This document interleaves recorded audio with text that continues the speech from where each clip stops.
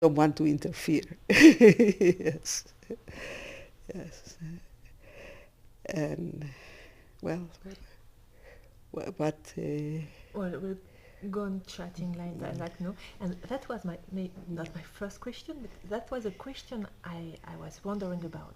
You know, when I hear all these interviews, he's a man of wisdom.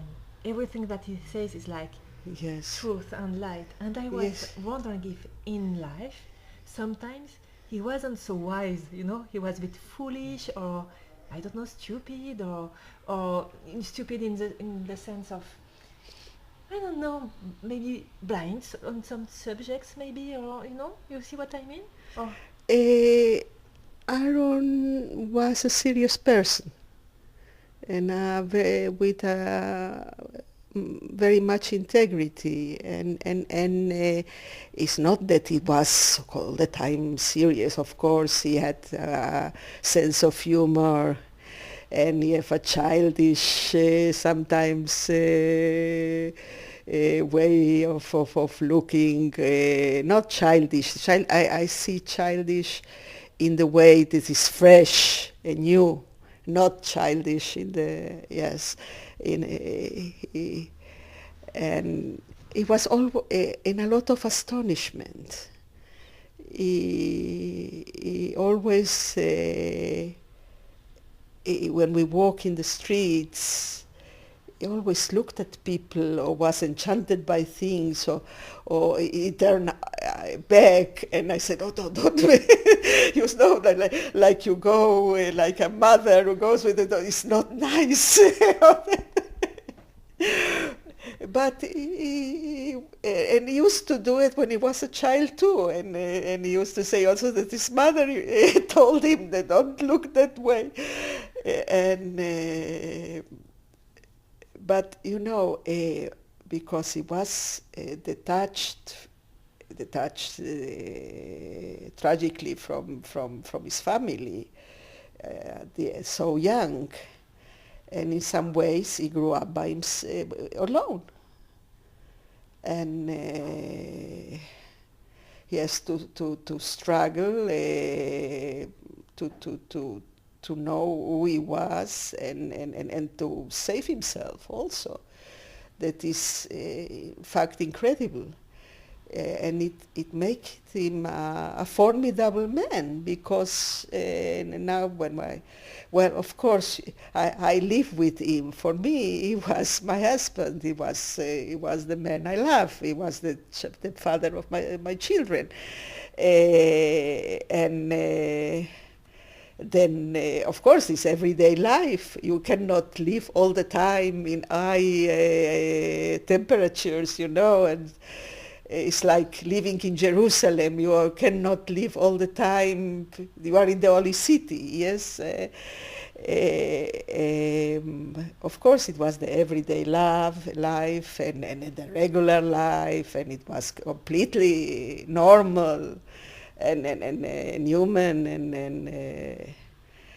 but I had to sometimes to realize that how much he had to create his world, and create his life, and find a way, and how much power he needed to do this. That many people, even they are completely have a regular life and completely normal, and they are not just near what he did. He came to Israel completely alone, of course, with other orphans.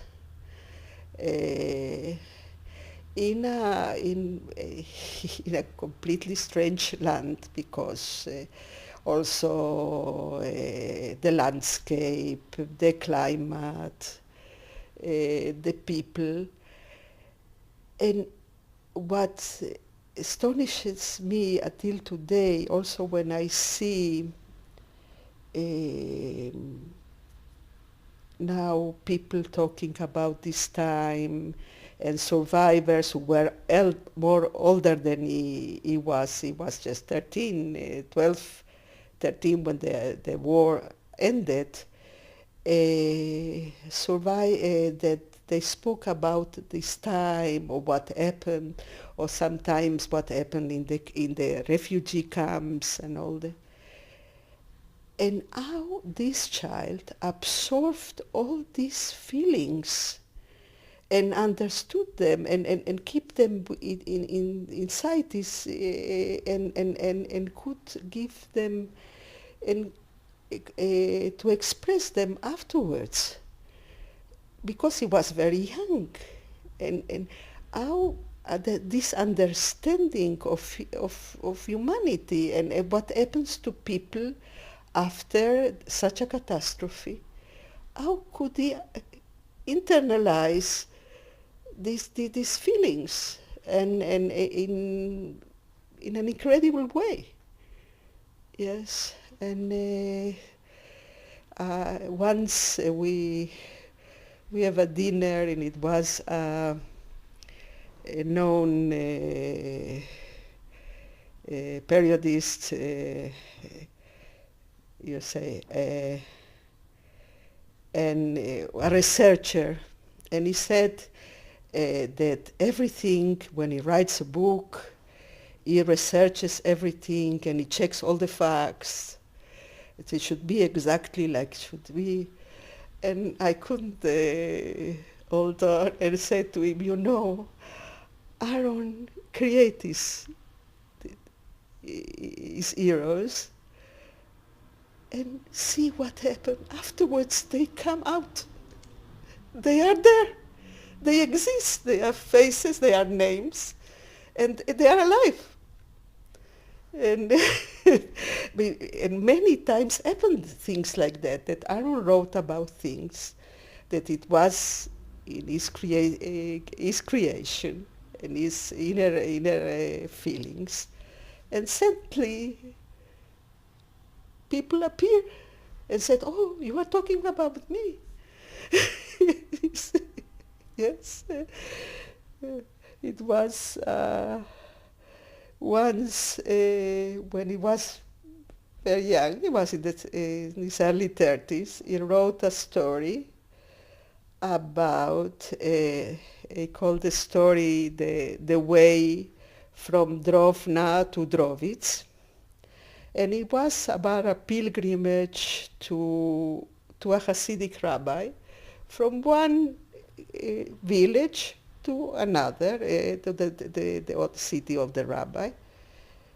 And all the way, what happens in the pilgrimage, the people, where they are camped, where they eat, what they drink, until they arrive to the city, and the city is empty. Nobody's there. And we receive a letter from my old people home, and in Hebrew, and he said to me, I was with you in this pilgrimage. It was published in the newspaper. And he said, I was with you, and I remember the wheel, and I remember the imperial wheel, and what happened when we arrived to... And Aaron could say, what will I say to this old man? That I just... yes. the same. Yes. Then this is... he had a great love for people. And also when he wrote even about the weaknesses and the failures, it was with sympathy and with pity and with compassion. In fact, he says, well, people are dealing with little things and little quarrels, and around them is coming something so terrible that, but it happens to all of us because we live from day to day, and we think, yes. And sometimes it was that people, survivors or Yiddish writers, or they didn't understand. They said because he wrote about weaknesses, that they said that you should not say about the victims. He said it's not that I am saying something. They are human beings, like all of us, and like we are struggling every day, and when they are not seeing the picture of the dangers who are surrounding us, yes, and always this optimism or willingness to see, yes, and remember when they published Badenheim in 1980 in the States, and it was received very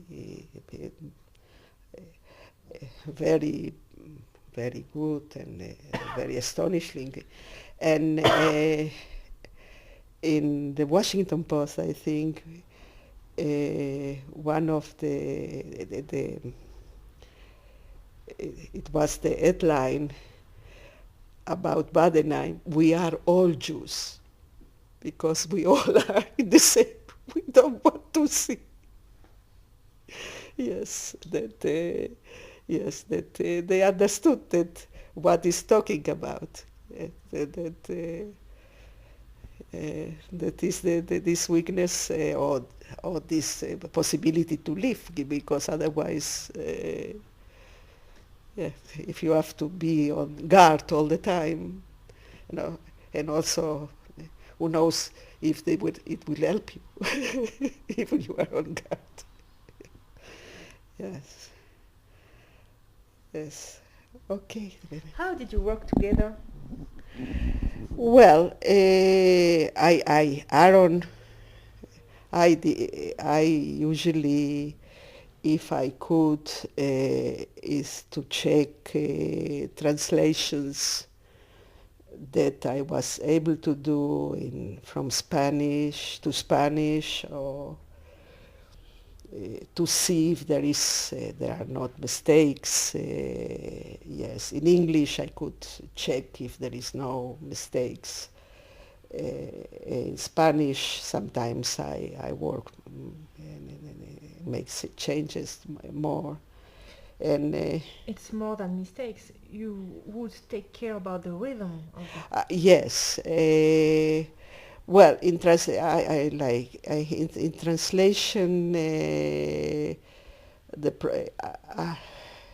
Aaron's writing is very precise and very concise, and it's not easy sometimes to translate it to languages that tend to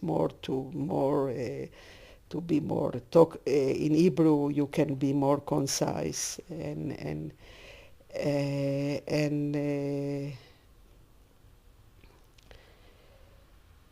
sometimes the literal translation, you can translate exactly one word to another in the other language, and the word doesn't express what you want really to say, or in musically, or is a terrible word. You cannot use it, and then you have to find substitutes that should give the meaning of the sentence, and also the rhythm and the music of the sentence.